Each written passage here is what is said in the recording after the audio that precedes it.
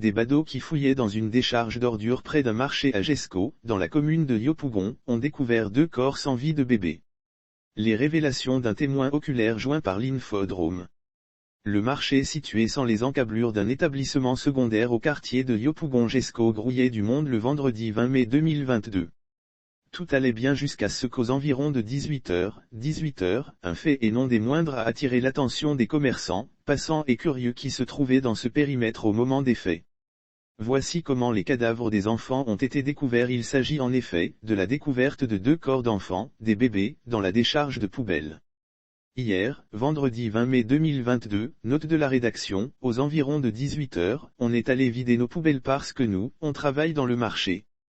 Les jeunes qui montent sur les cargos pour aller chercher les sachets, c'est eux qui ont fait la découverte des 2 bébés dans la décharge de poubelle.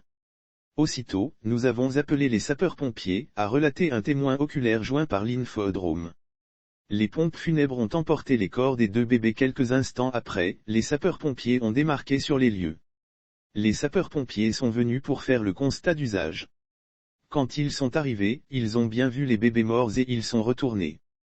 Peu de temps après, les mêmes pompiers sont revenus, cette fois, ils étaient accompagnés des pompes funèbres qui ont pris les corps des 2 bébés pour aller avec, a précisé le témoin oculaire sans plus.